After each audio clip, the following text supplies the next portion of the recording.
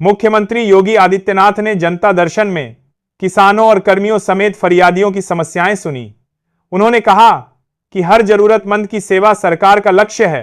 CM ने अधिकारियों को प्रार्थना पत्रों पर समयबद्ध और प्रभावी कार्रवाई के सख्त निर्देश दिए। बेंगलुरु में पुलिस से बचने की कोशिश में 21 वर्षीय युवती चौथी मंजिल से गिर गई। युवती दोस्तों के साथ लॉज में पार्टी कर रही थी। शोर की शिकायत पर पुलिस पहुंची तो वह घबरा गई। पाइप से उतरते समय संतुलन बिगड़ा और नीचे गिर पड़ी। हालत गंभीर है, जांच जारी है। दिल्ली के रामलीला मैदान में कांग्रेस की वोट चोर। गद्दी छोड़ रैली में राहुल गांधी, प्रियंका वाड्रा और मल्लिकार्जुन खड़गे ने भाजपा और चुनाव आयोग पर हमला बोला। राहुल ने चुनाव आयोग को असत्य के साथ खड़ा बताया, जबकि प्रियंका ने जनता के मुद्दों की अनदेखी पर सवाल उठाए। भाजपा ने बिहार सरकार के मंत्री और बांकीपुर से 5 बार विधायक नितिन नबीन को राष्ट्रीय कार्यकारी अध्यक्ष नियुक्त किया है। 2025 चुनाव में उन्होंने राजद की रेखा कुमारी को हराया था। पथ निर्माण और शहरी विकास विभाग में उनके अनुभव को संगठन के लिए अहम माना जा रहा है। लो विजिबिलिटी और खराब मौसम के कारण पटना एयरपोर्ट से 2 उड़ानें रद्द कर दी गई। इंडिगो की सुबह 11 बजे की फ्लाइट अब दोपहर 2 बजे रवाना होगी। मौसम की वजह से यात्रियों को परेशानी हुई है। एयरपोर्ट प्रशासन हालात सामान्य करने के प्रयास में जुटा हुआ है। सीबीआई अंतर्राष्ट्रीय साइबर फ्रॉड गिरोह को ध्वस्त करने में जुटी है। नोएडा से जुड़े मामले में एजेंसी 12 वीओआईपी, 12 ईमेल आईडी और 34 इलेक्ट्रॉनिक उपकरणों के आपसी संबंधों की जांच कर रही है। यह गिरोह अमेरिका के नागरिकों को निशाना बनाकर ठगी करता था।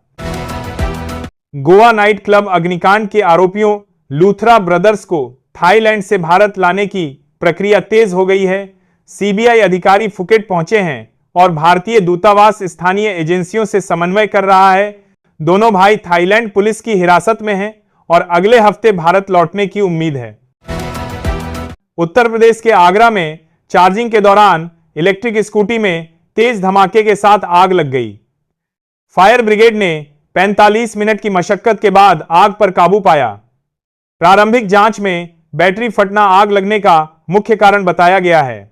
इस घटना से इलाके में अफरा तफरी मच गई।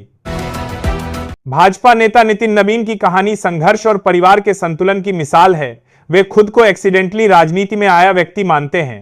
उनकी पत्नी डॉक्टर दीपमाला श्रीवास्तव ने परिवार के लिए करियर पीछे रखा। दोनों की अरेंज मैरिज 15 साल पुरानी है और वे बिना कहे एक दूसरे को समझते हैं। उत्तर प्रदेश के मथुरा में मध्य प्रदेश पुलिस सादे कपड़ों में शादी समारोह में पहुंची। पहले खाना खाया, फिर 2 युवकों को गिरफ्तार कर लिया। अचानक हुई कार्रवाई से शादी समारोह में अफरा तफरी मच गई और लोगों में हड़कंप मचा। झारखंड में 515 स्कूल और कॉलेजों ने सरकारी ग्रांट के लिए फॉर्म नहीं भरा। इससे उन्हें मिलने वाली सहायता पर असर पड़ सकता है। रांची सहित कई जिलों के संस्थान सूची में शामिल हैं। अंतिम तिथि बीतने के बाद भी कई संस्थानों ने आवेदन नहीं किया। दिल्ली के रामलीला मैदान में कांग्रेस की वोट चोरी। विरोधी रैली में पीएम मोदी के खिलाफ नारों को लेकर विवाद खड़ा हो गया। भाजपा ने इसे लोकतांत्रिक मर्यादाओं का उल्लंघन बताया। कांग्रेस ने नारों से किनारा करते हुए कहा कि यह पार्टी की सोच नहीं है और कुछ लोगों की हरकत हो सकती है। उत्तर प्रदेश में राशन कार्ड कोटेदारों पर सख्ती बढ़ा दी गई है। कालाबाजारी और कम राशन देने की शिकायतों पर मुकदमा दर्ज होगा। कानपुर समेत कई जिलों में प्रशासन सतर्क है।